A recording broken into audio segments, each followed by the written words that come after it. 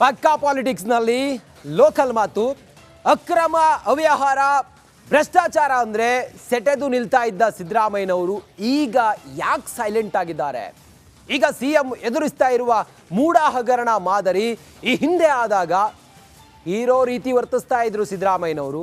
ಆದರೆ ತಮ್ಮ ಬುಡಕ್ಕೆ ಬೆಂಕಿ ಬಿದ್ದಾಗ ಯಾಕೆ ಸೈಲೆಂಟ್ ಆಗಿದ್ದಾರೆ, ಈಗ ಯಾಕೆ ಹಿಂಗಾದ್ರು ಅನ್ನೋ ಚರ್ಚೆ ಈಗ ಜೋರಾಗಿ ಕೇಳಿಬರ್ತಾ ಇದೆ. ಈ ಕುರಿತು ಒಂದು ವಿಶೇಷ ವರದಿ ಇದೆ, ನೋಡೋಣ ಬನ್ನಿ. ಆಗ ಇದ್ದ ಸಿಎಂ ಈಗ ಇಲ್ವಾ? ಮುಡ ಹಗರಣದಿಂದ ತಬ್ಬಿಬ್ಬಾದ್ರ.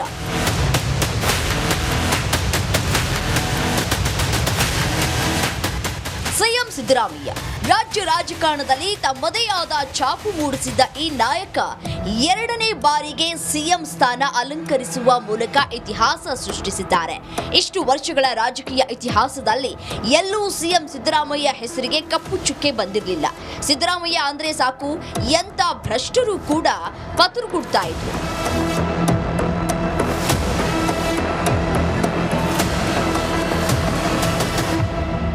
ಆದ್ರೆ ಮುಡ ಹಗರಣ ಯಾವಾಗ ಬಯಲಿಗೆ ಬಂತೋ ಆಗ ಇದ್ದ ಸಿಎಂ ಸಿದ್ದರಾಮಯ್ಯ ಈಗ ಇಲ್ಲ ಅನ್ನೋ ಮಾತುಗಳು ಕೇಳಿಬರ್ತಿವೆ.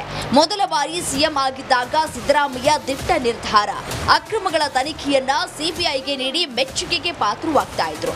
ಆದ್ರೆ ಮಂಡ್ಯ ಮುಡಾದಲ್ಲಿ ನಡೆದಿದ್ದ 107 ನಿವೇಶನ ಹಗರಣದಲ್ಲಿ ತೆಗೆದುಕೊಂಡ ನಿರ್ಧಾರ ಮೈಸೂರು ವಿಚಾರದಲ್ಲೇಕಿಲ್ಲ ಅನ್ನೋ ಪ್ರಶ್ನೆಗಳು ಉದ್ಭವ ಆಗಿವೆ.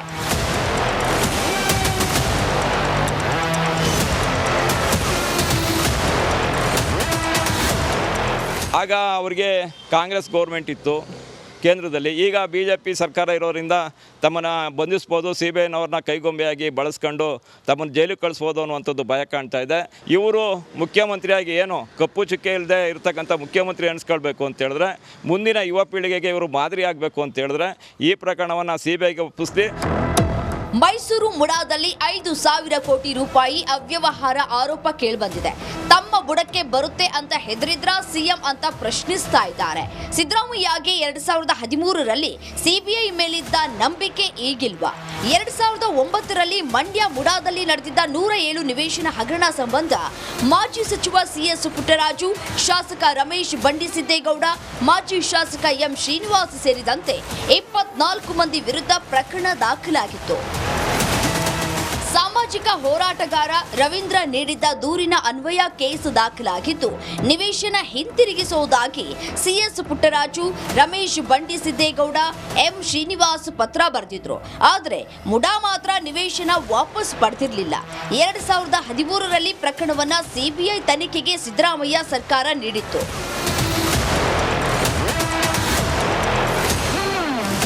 ರಾಮನಗರ ಚನ್ನಪಟ್ಟಣ ಪ್ರಾಧಿಕಾರದಲ್ಲೂ ಮತ್ತು ಮಂಡ್ಯ ನಗರ ಅಭಿವೃದ್ಧಿ ಪ್ರಾಧಿಕಾರದಲ್ಲೂ ಏನು ಅದು ಹಣದ ರೂಪಾಯಿ ಆಗಿತ್ತು. ಈ 3 ಪ್ರಕರಣಗಳನ್ನು ಕೂಡ ಮುಖ್ಯಮಂತ್ರಿ ಸಿದ್ದರಾಮಯ್ಯನವರು ತಮ್ಮ ದಿಟ್ಟ ನಿರ್ಧಾರ ಪ್ರಕಟಿಸಿ ಇವನ್ನು ಸಿಬಿಐ ತನಿಖೆಗೆ ಒಳಪಡಿಸಿದರು. ಈಗ ಮೈಸೂರು ನಗರಾಭಿವೃದ್ಧಿ ಪ್ರಾಧಿಕಾರದಲ್ಲಿ 14 ನಿವೇಶನಗಳೇನು ಅಕ್ರಮವಾಗಿ ತಮ್ಮ ಪತ್ನಿ ಪಾರ್ವತಿ ಹೆಸರಲ್ಲಿ ಪಡೆದಿದ್ದಾರೆ. ಅವರು ಆ ಪ್ರಕರಣವನ್ನು ಸಿಬಿಐ ತನಿಖೆಗೆ ಒಪ್ಪಿಸ್ತಕ್ಕಂಥ ಕೆಲಸ ಮಾಡಬೇಕು. ಒಟ್ನಲ್ಲಿ 2013ರಲ್ಲಿ ಕೈಗೊಂಡ ನಿರ್ಧಾರ ಈಗ ಯಾಕಿಲ್ಲ ಅಂತ ಸಾರ್ವಜನಿಕರು ಸಿಎಂಗೆ ಪ್ರಶ್ನೆ ಮಾಡ್ತಾ ಇದ್ದಾರೆ. ಆನಂದ್, ರಿಪಬ್ಲಿಕ್ ಕನ್ನಡ, ಮಂಡ್ಯ. ಪಕ್ಕಾ ಪಾಲಿಟಿಕ್ಸ್ನಲ್ಲಿ ಲೋಕಲ್ ಮಾತು, ಅಕ್ರಮ ಅವ್ಯವಹಾರ ಭ್ರಷ್ಟಾಚಾರ ಅಂದರೆ ಸೆಟೆದು ನಿಲ್ತಾ ಇದ್ದ ಸಿದ್ದರಾಮಯ್ಯನವರು ಈಗ ಯಾಕೆ ಸೈಲೆಂಟ್ ಆಗಿದ್ದಾರೆ? ಈಗ ಸಿಎಂ ಎದುರಿಸ್ತಾ ಇರುವ ಮೂಡ ಹಗರಣ ಮಾದರಿ ಈ ಹಿಂದೆ ಆದಾಗ ಹೀರೋ ರೀತಿ ವರ್ತಿಸ್ತಾ ಇದ್ರು ಸಿದ್ದರಾಮಯ್ಯನವರು. ಆದರೆ ತಮ್ಮ ಬುಡಕ್ಕೆ ಬೆಂಕಿ ಬಿದ್ದಾಗ ಯಾಕೆ ಸೈಲೆಂಟ್ ಆಗಿದ್ದಾರೆ, ಈಗ ಯಾಕೆ ಹಿಂಗಾದ್ರು ಅನ್ನೋ ಚರ್ಚೆ ಈಗ ಜೋರಾಗಿ ಕೇಳಿಬರ್ತಾ ಇದೆ. ಈ ಕುರಿತು ಒಂದು ವಿಶೇಷ ವರದಿ ಇದೆ, ನೋಡೋಣ ಬನ್ನಿ. ಆಗ ಇದ್ದ ಸಿಎಂ ಈಗ ಇಲ್ವಾ? ಮುಡ ಹಗರಣದಿಂದ ತಬ್ಬಿಬ್ಬಾದ್ರ.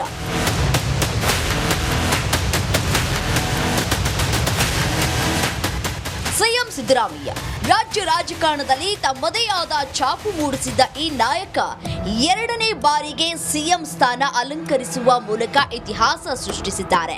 ಇಷ್ಟು ವರ್ಷಗಳ ರಾಜಕೀಯ ಇತಿಹಾಸದಲ್ಲಿ ಎಲ್ಲೂ ಸಿಎಂ ಸಿದ್ದರಾಮಯ್ಯ ಹೆಸರಿಗೆ ಕಪ್ಪು ಚುಕ್ಕೆ ಬಂದಿರಲಿಲ್ಲ. ಸಿದ್ದರಾಮಯ್ಯ ಅಂದ್ರೆ ಸಾಕು ಎಂತ ಭ್ರಷ್ಟರು ಕೂಡ ಪತರು ಕೊಡ್ತಾ ಇದ್ರು.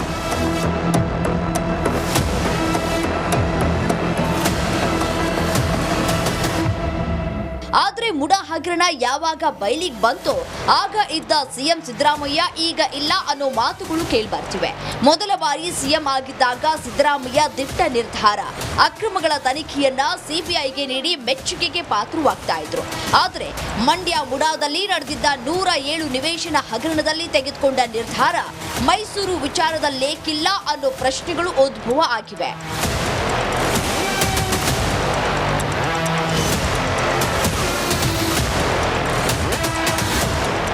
ಆಗ ಅವರಿಗೆ ಕಾಂಗ್ರೆಸ್ ಗೌರ್ಮೆಂಟ್ ಇತ್ತು ಕೇಂದ್ರದಲ್ಲಿ. ಈಗ BJP ಸರ್ಕಾರ ಇರೋದ್ರಿಂದ ತಮ್ಮನ್ನು ಬಂಧಿಸ್ಬೋದು, CBIನವ್ರನ್ನ ಕೈಗೊಂಬೆಯಾಗಿ ಬಳಸ್ಕೊಂಡು ತಮ್ಮನ್ನು ಜೈಲಿಗೆ ಕಳಿಸ್ಬೋದು ಅನ್ನುವಂಥದ್ದು ಭಯ ಕಾಣ್ತಾ ಇದೆ. ಇವರು ಮುಖ್ಯಮಂತ್ರಿಯಾಗಿ ಏನು ಕಪ್ಪು ಚುಕ್ಕೆ ಇಲ್ಲದೆ ಇರ್ತಕ್ಕಂಥ ಮುಖ್ಯಮಂತ್ರಿ ಅನಿಸ್ಕೊಳ್ಬೇಕು ಅಂತ ಹೇಳಿದ್ರೆ, ಮುಂದಿನ ಯುವ ಪೀಳಿಗೆಗೆ ಇವರು ಮಾದರಿ ಆಗಬೇಕು ಅಂತ ಹೇಳಿದ್ರೆ ಈ ಪ್ರಕರಣವನ್ನು CBIಗೆ ಒಪ್ಪಿಸಿ. ಮೈಸೂರು ಮುಡಾದಲ್ಲಿ 5,000 ಕೋಟಿ ರೂಪಾಯಿ ಅವ್ಯವಹಾರ ಆರೋಪ ಕೇಳಿಬಂದಿದೆ. ತಮ್ಮ ಬುಡಕ್ಕೆ ಬರುತ್ತೆ ಅಂತ ಹೆದರಿದ್ರ ಸಿಎಂ ಅಂತ ಪ್ರಶ್ನಿಸ್ತಾ ಇದ್ದಾರೆ. ಸಿದ್ದರಾಮಯ್ಯಗೆ 2013ರಲ್ಲಿ ಸಿಬಿಐ ಮೇಲಿದ್ದ ನಂಬಿಕೆ ಈಗಿಲ್ವಾ? 2009ರಲ್ಲಿ ಮಂಡ್ಯ ಮುಡಾದಲ್ಲಿ ನಡೆದಿದ್ದ 107 ನಿವೇಶನ ಹಗರಣ ಸಂಬಂಧ ಮಾಜಿ ಸಚಿವ CS ಪುಟ್ಟರಾಜು, ಶಾಸಕ ರಮೇಶ್ ಬಂಡಿಸಿದ್ದೇಗೌಡ, ಮಾಜಿ ಶಾಸಕ ಎಂ ಶ್ರೀನಿವಾಸ್ ಸೇರಿದಂತೆ 24 ಮಂದಿ ವಿರುದ್ಧ ಪ್ರಕರಣ ದಾಖಲಾಗಿತ್ತು. ಸಾಮಾಜಿಕ ಹೋರಾಟಗಾರ ರವೀಂದ್ರ ನೀಡಿದ್ದ ದೂರಿನ ಅನ್ವಯ ಕೇಸ್ ದಾಖಲಾಗಿದ್ದು, ನಿವೇಶನ ಹಿಂತಿರುಗಿಸುವುದಾಗಿ CS ಪುಟ್ಟರಾಜು, ರಮೇಶ್ ಬಂಡಿಸಿದ್ದೇಗೌಡ, ಎಂ ಶ್ರೀನಿವಾಸ್ ಪತ್ರ ಬರೆದಿದ್ರು. ಆದರೆ ಮುಡಾ ಮಾತ್ರ ನಿವೇಶನ ವಾಪಸ್ ಪಡೆದಿರಲಿಲ್ಲ. 2013ರಲ್ಲಿ ಪ್ರಕರಣವನ್ನ ಸಿಬಿಐ ತನಿಖೆಗೆ ಸಿದ್ದರಾಮಯ್ಯ ಸರ್ಕಾರ ನೀಡಿತ್ತು.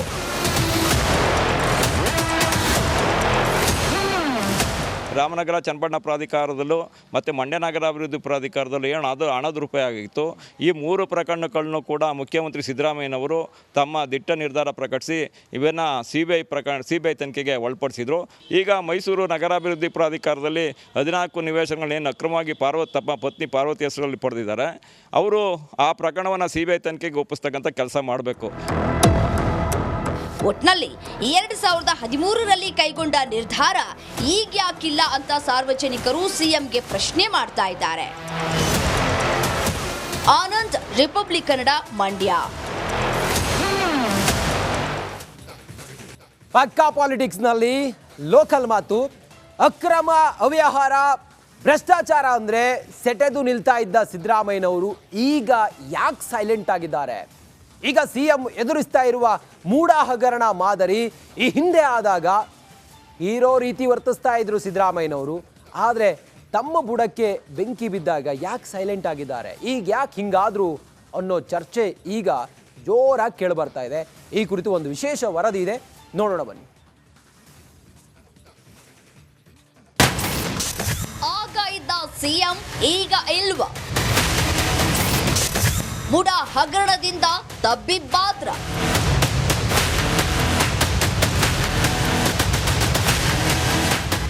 ಸಿಎಂ ಸಿದ್ದರಾಮಯ್ಯ ರಾಜ್ಯ ರಾಜಕಾರಣದಲ್ಲಿ ತಮ್ಮದೇ ಆದ ಛಾಪು ಮೂಡಿಸಿದ್ದ ಈ ನಾಯಕ ಎರಡನೇ ಬಾರಿಗೆ ಸಿಎಂ ಸ್ಥಾನ ಅಲಂಕರಿಸುವ ಮೂಲಕ ಇತಿಹಾಸ ಸೃಷ್ಟಿಸಿದ್ದಾರೆ. ಇಷ್ಟು ವರ್ಷಗಳ ರಾಜಕೀಯ ಇತಿಹಾಸದಲ್ಲಿ ಎಲ್ಲೂ ಸಿಎಂ ಸಿದ್ದರಾಮಯ್ಯ ಹೆಸರಿಗೆ ಕಪ್ಪು ಚುಕ್ಕೆ ಬಂದಿರಲಿಲ್ಲ. ಸಿದ್ದರಾಮಯ್ಯ ಅಂದ್ರೆ ಸಾಕು ಎಂತ ಭ್ರಷ್ಟರು ಕೂಡ ಪತರು ಕೊಡ್ತಾ ಇದ್ರು.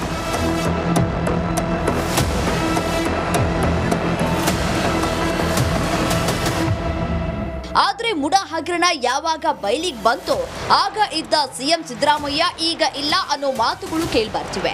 ಮೊದಲ ಬಾರಿ ಸಿಎಂ ಆಗಿದ್ದಾಗ ಸಿದ್ದರಾಮಯ್ಯ ದಿಟ್ಟ ನಿರ್ಧಾರ, ಅಕ್ರಮಗಳ ತನಿಖೆಯನ್ನ ಸಿಬಿಐಗೆ ನೀಡಿ ಮೆಚ್ಚುಗೆಗೆ ಪಾತ್ರವಾಗ್ತಾ ಇದ್ರು. ಆದ್ರೆ ಮಂಡ್ಯ ಮುಡಾದಲ್ಲಿ ನಡೆದಿದ್ದ